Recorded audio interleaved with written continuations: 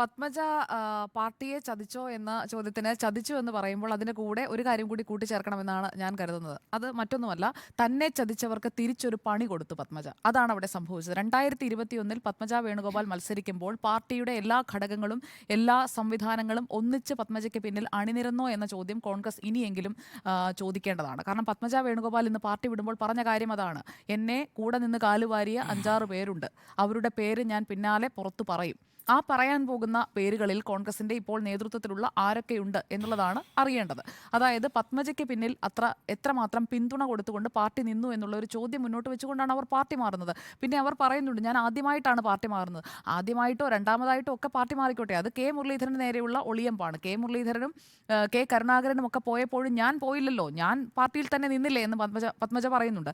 പിന്നെ ഇപ്പോൾ അവർക്ക് ദേശീയതയോട് അല്ലെങ്കിൽ നരേന്ദ്രമോദിയോട് ഒക്കെ തോന്നുന്ന താല്പര്യം എന്ന് പറയുന്നത് ഒരു തെറ്റായെന്ന് ഞാൻ കാണുന്നില്ല. നരേന്ദ്രമോദിയെ ഇഷ്ടപ്പെടാനായിട്ടൊക്കെയുള്ള ഒരു അർഹതയൊക്കെ എന്തായാലും അല്ലെങ്കിൽ അതിനുള്ള അവകാശമൊക്കെ പത്മജ വേണുഗോപാൽ എന്ന് പറയുന്ന വ്യക്തിക്കുണ്ട്.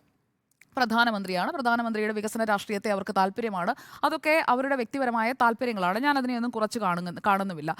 നേരത്തെ നികേഷ് സർ പറഞ്ഞതുപോലെ പൊട്ടിയതും ചളുങ്ങിയതും ഒക്കെ ബി ജെ പിയിലേക്ക് പോകുന്നു, അങ്ങനെ ഞാൻ കരുതുന്നില്ല. പത്മജ വേണുഗോപാൽ അങ്ങനെ ഒരു പൊട്ടിച്ചളുങ്ങിയ പാത്രമൊന്നുമല്ല. കാരണം ലീഡർ കെ കരുണാകരൻ്റെ മകൾ എന്ന് പറയുന്നത് ഒരു വലിയ മേൽവിലാസമാണ്. നമ്മൾ ഇത്രയും ചർച്ചയിൽ നിങ്ങളൊക്കെ പറഞ്ഞതുപോലെ ലീഡറുടെ മകൾ, അതുപോലെ എ കെ ആന്റണിയുടെ മകൻ, ആ മേൽവിലാസമാണ് ബി ജെ പിക്ക് വേണ്ടത്. അല്ലാതെ ഈ രണ്ട് വ്യക്തികളെയല്ല. ഈ രണ്ട് വ്യക്തികളെയല്ല. കുടുംബാധിപത്യം പൊളിഞ്ഞില്ലേ? കുടുംബത്തിലെ മകൾ ഒരിടത്തും എതിരെയാണ് എല്ലായിടത്തും മോദി പ്രസംഗിക്കുന്നത്. അപ്പോൾ കുടുംബത്തിൽ നിന്ന് വന്ന് രാഷ്ട്രീയത്തിൽ തെളിയിച്ച ആളുകളെ എന്തിനാണ് കൊണ്ടുപോകുന്നത്? അപ്പൊ കുടുംബാധിപത്യം ചോദിച്ചതുകൊണ്ട് പറയാം, കുടുംബാധിപത്യത്തോടൊപ്പം നിന്ന് വളർന്ന് വലുതാകാനുള്ള അവസരങ്ങൾ ഉണ്ടായിട്ടും എങ്ങും ആകാതെ നിന്ന ആളുകൾ തന്നെയാണല്ലോ പത്മജ വേണുഗോപാലും അനിൽ ആന്റണിയും. അനിൽ ആന്റണിയെ എത്രമാത്രം മുക്കത്തിലേക്ക് കോൺഗ്രസ് അവരോധിച്ചു, പത്മജ വേണുഗോപാലിനെ അവരോധിച്ചു, നിർത്തിയിടത്ത് തോൽപ്പിച്ചു പത്മജയെ. അനിൽ ആന്റണിയെ കൃത്യമായ രീതിയിൽ ഉപയോഗിച്ചില്ല. ഇതിൽ ബി ജെ പിയിലേക്ക് വന്നതിന് ശേഷം അനിൽ ആന്റണിക്ക് പ്രവർത്തിക്കാനായിട്ടുള്ള ഒരു സ്പേസ് കിട്ടുകയാണ്. ഇവിടെ പത്മജ പറയുന്നുണ്ട്, സ്ഥാനമാനങ്ങൾ മോഹിച്ചൊന്നുമല്ല താൻ പാർട്ടിയിലേക്ക് വന്നതെന്ന്. അപ്പോൾ പത്മജയ്ക്ക് യോജിച്ച രീതിയിലുള്ള പ്രവർത്തിക്കാനായിട്ടുള്ള ഒരു സ്പേസ് എന്തായാലും കൊടുക്കുമെന്ന് ആ പാർട്ടി പറയുന്നുണ്ട്. അതൊക്കെ ആ പാർട്ടി പറയേണ്ട കാര്യങ്ങളാണ്. പിന്നെ കുടുംബാധിപത്യത്തിന് ഒപ്പം തന്നെയാണ് കോൺഗ്രസ് ഇപ്പോഴും നിൽക്കുന്നത്. രാഹുൽ ഗാന്ധി, സോണിയാഗാന്ധി, പ്രിയങ്ക ഗാന്ധി, ഈ 3 പേർക്ക് ചുറ്റും തിരിയുന്ന കെ സി വേണുഗോപാൽ അടക്കമുള്ള മറ്റ് നേതാക്കൾ, അങ്ങനെയുള്ള ഒരു വീലാണ് കോൺഗ്രസ് പാർട്ടി എന്ന് പറയുന്നത്. അപ്പോൾ ആ വീലിനൊപ്പം രാജ്യത്തെ ജനങ്ങൾ നിൽക്കുമോ എന്നുള്ളതാണ് ഇവിടുത്തെ പ്രധാനപ്പെട്ട ചോദ്യം. അപ്പോൾ ഇവിടെ ഞാൻ പറഞ്ഞു വന്നത്, നരേന്ദ്രമോദിയോട് ഇഷ്ടം തോന്നി. അത് എന്ന് തോന്നി എന്ന് പത്മജ പറയുന്നില്ല. ഒരുപക്ഷെ കുറെ കാലമായിട്ടുണ്ടാകും, 2 ടേമായല്ലോ. അപ്പോൾ തുടർ ഭരണത്തിലൂടെ പോകുമ്പോൾ വികസന രാഷ്ട്രീയത്തോട് പത്മജ വേണുഗോപാലിന് താല്പര്യം ഉണ്ടാകാം. അത് പത്മജയുടെ സ്വന്തം താല്പര്യമാണ്. പിന്നെ കെ കരുണാകരന്റെയും എ കെ ആന്റണിയുടെയും മക്കൾക്ക് കോൺഗ്രസ് പാർട്ടിയിൽ വിശ്വാസം നഷ്ടപ്പെട്ടു. അതാണ് ഇവിടുത്തെ പ്രധാനപ്പെട്ട പോയിന്റ്. കോൺഗ്രസ് പാർട്ടിക്ക് തങ്ങളുടെ തലമുതിർന്ന നേതാക്കളുടെ, അതിൽ ഒരാളിന്ന് നമുക്കൊപ്പമില്ല, ലീഡർ നമുക്കൊപ്പമില്ല, പക്ഷേ ലീഡറുടെ ഒരു ലെഗസി അവിടെ കിടപ്പുണ്ട്. അപ്പോൾ എല്ലാവരെയും ചേർത്ത് നിർത്തിയിട്ടുള്ള എല്ലാ അടിതടകളും എല്ലാ കുതന്ത്രങ്ങളും അറിയാമായിരുന്ന കെ കരുണാകരൻ്റെ മകളെ ബി ജെ പിയിലേക്ക് കൊണ്ടുവരാൻ ആ പാർട്ടിക്ക് കഴിഞ്ഞിട്ടുണ്ടെങ്കിൽ അത് അവരുടെ വിജയമാണ്.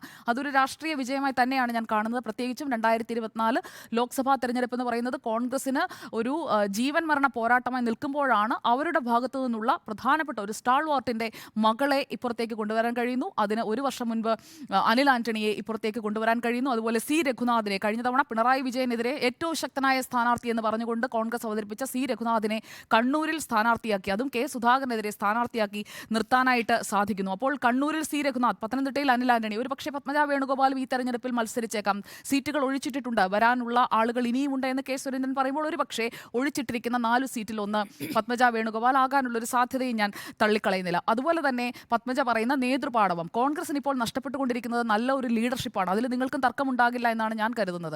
കാരണം ഒരു നല്ല ലീഡർഷിപ്പ് ഉണ്ടെങ്കിൽ, നേതൃപാടവുമുള്ള നേതൃഗുണമുള്ള നേതാക്കൾ ഉണ്ടായിരുന്നെങ്കിൽ ഇങ്ങനെയൊന്നും എല്ലാ സംസ്ഥാനത്തിൽ നിന്നും ആളുകളെ അടർത്തിയെടുത്ത് കൊണ്ടുപോകാൻ ബി ജെ പിക്ക് നല്ല ആർക്കും വിചാരിച്ചാൽ കഴിയുമായിരുന്നില്ല. കാരണം തകർച്ചയുണ്ടാകുമ്പോഴും ഒന്നിച്ചു നിന്നിട്ടുള്ള ഒരു ചരിത്രമുണ്ട് കോൺഗ്രസിന്. അപ്പോൾ ആ തകർച്ചയുടെ കാലത്ത് കൂട്ടത്തോടെ ഇവരെല്ലാം കൊഴിഞ്ഞു പോകുന്നുണ്ടെങ്കിൽ ആ നേതാവിന് ഈ ആളുകളെ എല്ലാവരെയും കൂട്ടി നിർത്താൻ കഴിയുന്നില്ല. അത് അവരുടെ പോരായ്മയാണ്, അവരുടെ പരാജയമാണ്. കോൺഗ്രസ് എന്ന പാർട്ടിയുടെ പരാജയം തന്നെയാണ് പത്മജ വേണുഗോപാൽ പോയത്. അവരുടെ സ്വാർത്ഥ താല്പര്യം ഉണ്ടാകാം, അവർക്ക് ഇവിടെ കിട്ടാത്തത് അവിടെ കിട്ടുമെന്നുള്ള ഓഫർ ഉണ്ടാകാം, അതൊക്കെ മറ്റൊരു വശം. പക്ഷേ നേതൃത്വത്തിന് ഇവരെ ഹോൾഡ് ചെയ്യാൻ കഴിഞ്ഞില്ല എന്നുള്ളത് നേതൃത്വത്തിൻ്റെ, കോൺഗ്രസിൻ്റെ ഒരു പരാജയം തന്നെയാണ്.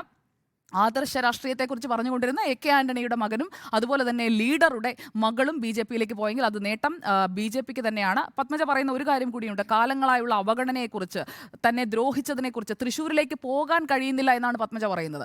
അപ്പോൾ അങ്ങനെയൊക്കെയുള്ള അവരുടെ സെന്റിമെന്റ്സ് ഉണ്ട്. ആ സെന്റിമെന്റ്സ് ഹർട്ടായിട്ടുണ്ട് എന്ന് അവരുടെ വാക്കുകളിലുണ്ട്. 2021 ശേഷം പത്മജയെ നമ്മൾ അധികം കണ്ടിട്ടില്ല. എൻ്റെ ഓർമ്മ ശരിയാണെങ്കിൽ അധികം ഞാൻ കണ്ടിട്ടില്ല. അധികം പൊതുവേദികളിലോ കോൺഗ്രസ് വേദികളിലോ ഒന്നും കണ്ടിട്ടില്ല. അവരുടെ ഫേസ്ബുക്ക് പോസ്റ്റുകൾ നമ്മൾ എടുത്ത് പരിശോധിച്ച് നോക്കിക്കഴിഞ്ഞാൽ ഒരു ദിവസം മുൻപത്തെ ഫേസ്ബുക്ക് പോസ്റ്റിൽ പോലും പ്രധാനമന്ത്രിയെ വിമർശിക്കുന്ന ഒരു പോസ്റ്റ്, ഒരുപക്ഷെ അഡ്മിൻ ആയിരിക്കാം ഇതൊക്കെ ചെയ്യുന്നത്, അവരായിരിക്കില്ല, എങ്കിൽ പോലും അങ്ങനെയുള്ള ഒരു പോസ്റ്റ് കിടപ്പുണ്ട്. കോൺഗ്രസിന്റെ പദയാത്രയിൽ 3 ദിവസം മുൻപ് ഇവർ പങ്കെടുത്ത, അതിൽ പ്രസംഗിക്കുന്ന, സ്റ്റേജിൽ നിൽക്കുന്ന ഒരു ചിത്രമുണ്ട്. അപ്പോൾ നരേന്ദ്രമോദിയോട് കാലങ്ങളായി അവർക്ക് താല്പര്യമുണ്ടായിരുന്നു എന്ന് പറയുന്നതിന്റെ ഒരു വാസ്തവം എന്താണെന്ന് എനിക്കറിയില്ല. ഇങ്ങനെയുള്ള കാര്യങ്ങളാണ് അവരുടെ ഫേസ്ബുക്ക് പ്രൊഫൈലിൽ നമ്മൾ കാണുന്നത്.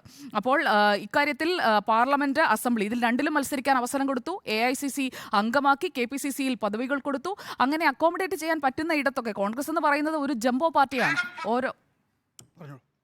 ജംബോ പാർട്ടിയാണ്. അപ്പോൾ ആ പാർട്ടിയിൽ പറ്റുന്നിടത്തെല്ലാം ആളുകളെ അക്കോമഡേറ്റ് ചെയ്യുന്നുണ്ട്. അപ്പോൾ ആ രീതിയിലുള്ള ഒരു അക്കോമഡേഷൻ പത്മജ വേണുഗോപാൽ എന്ന നേതാവിന് കോൺഗ്രസ് നൽകിയിട്ടുണ്ട്. അങ്ങനെ നോക്കുമ്പോൾ അവർ പാർട്ടിയോട് കാണിച്ചത് വഞ്ചനയാണ് എന്നുള്ളതാണ് എൻ്റെ അഭിപ്രായം. പക്ഷേ അവർക്ക് നേരിട്ട ചതിക്ക് ഒരു തിരിച്ചടി കൊടുത്തു എന്നുള്ള ഒരു കാര്യം കൂടി അതിനോട് ഞാൻ കൂട്ടിവെക്കുകയാണ്.